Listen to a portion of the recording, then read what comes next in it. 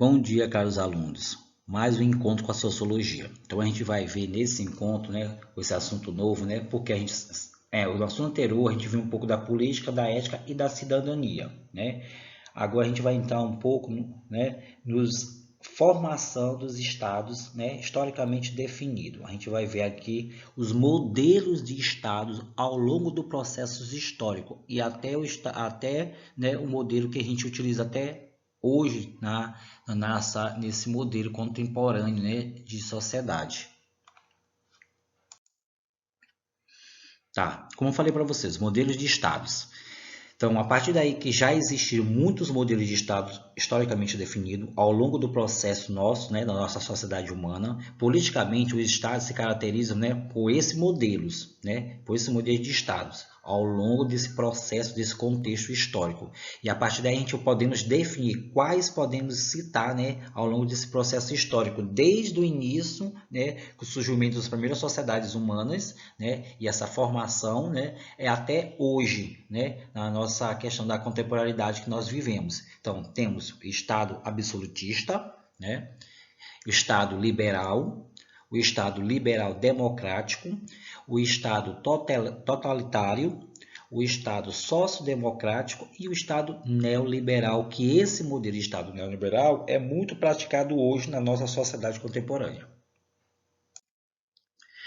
Então, a gente vai iniciar nesse primeiro momento, desse assunto nosso, dividir em dois momentos. A gente vai ver um pouco desses dois principais estados, aliás, três principais estados, e no próximo encontro a gente vai definir o restante dos estados que eu citei lá no início. Então, a gente vai ver um pouco do estado absolutista, Foi a primeira forma, do estado moderno historicamente definido.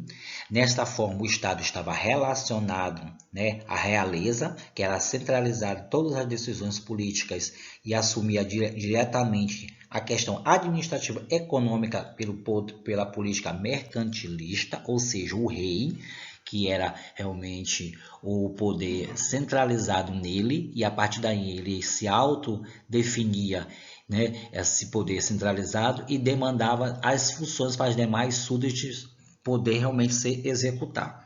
A partir daí, a justiça, o poder militar, estava acoplado a esse conhecimento absolutista. Por que absolutista? Porque só o rei poderia tomar essas decisões diretamente, ligado à sociedade naquela época. E esse poder absolutista era conhecido como poder monárquico, porque era o rei que regia todas as decisões. A partir desse momento, iniciou a estrutura administrativa burocrática e a separação, entre público e privado. A partir daí, temos aí essa definição desse poder absolutista. Engraçado que nesse mapa bem aí, esse mapa conceitual sobre a questão do Estado absolutista mostra todo, a definição do longo do processo desse poder centralizado no rei.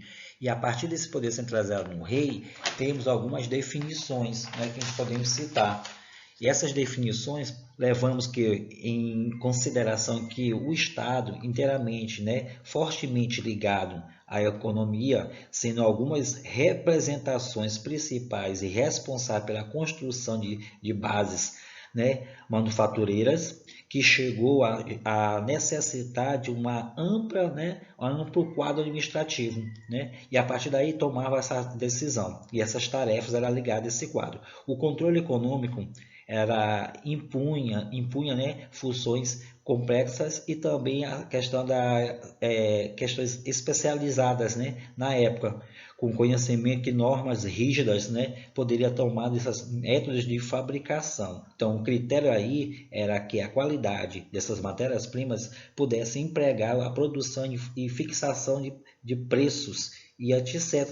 naquele momento, aquele rei. Então, o Estado era o Estado político, e centralizador, fortemente ligado, ao domínio territorial nacional. E a partir daí, esse poder absolutista do rei estava comandado pelo Estado moderno, O absolutismo também na França estourou, o absolutismo na Inglaterra, por questão dos principais representantes, que era o rei Henrique VIII, a sua filha Elizabeth I.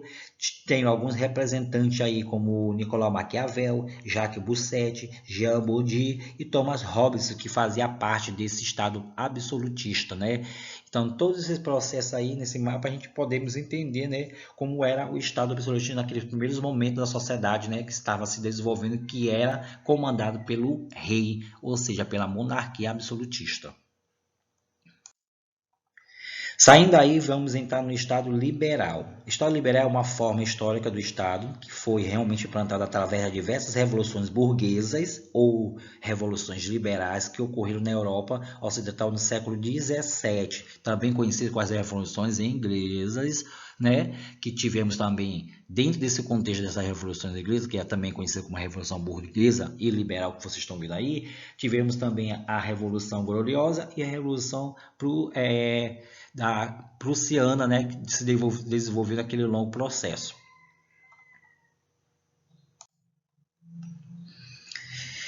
Saindo do Estado liberal, então no Estado liberal democrático. Este Estado liberal democrático era composto por 3 poderes independentes, cujo objetivo era garantir o equilíbrio social, ou seja, a sociedade, né, ela estava realmente com conflitos individuais e sociais. Aí surgiu o poder legislativo, o poder judiciário e o poder executivo para poder dar ordem à organização administrativa do Estado, que estava sendo realmente reformulada após, né, o antigo regime e a crise desse antigo regime na Europa, né, surgindo a democracia. Surgindo a democracia, o Estado que deveria estar organizado, e para isso foi separado os poderes, para poder cada um ter uma autonomia de decisões para poder a sociedade seguir as ordens, leis e regras.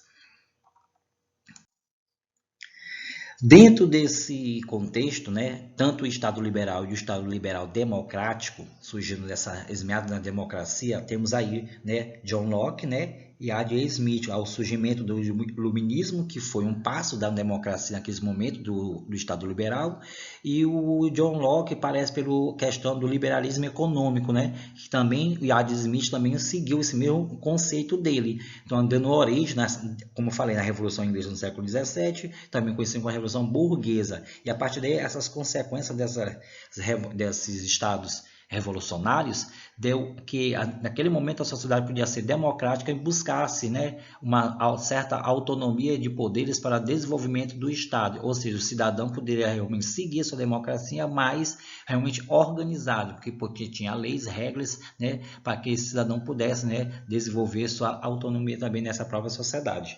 Interessante que no Estado, né, Estado liberal, né, as consequências desse Estado, né, estava ligado puramente na questão da burguesia, pois além das decisões econômicas, era favorecido essa burguesia a eleições que ia representar a política centralizadora naquele momento. Então, tinha eleição, né, para eleger um representante para poder organizar as questões administrativas do Estado. Já no Estado liberal democrático, né, visava, né, a questão do contexto de que o Estado liberal democrático era surgimento de partidos políticos a partir do século XIX, né, com esse intuito, com esse movimento operário, né, surgiu várias representações que poderiam estar ligadas, né, ao principal poder, né, político. Daí os valores, né, constituía uma sociedade moderna, um parlamentarismo, né, e a Assembleia Legislativa com ideias, né, de decisões para que as classes sociais pudessem se desenvolver.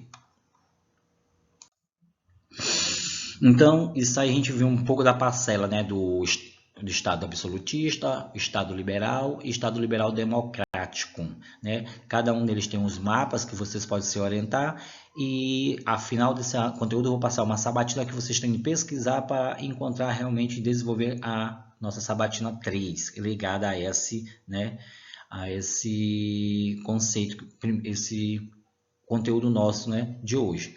Então, muito obrigado. Se puder, fique em casa.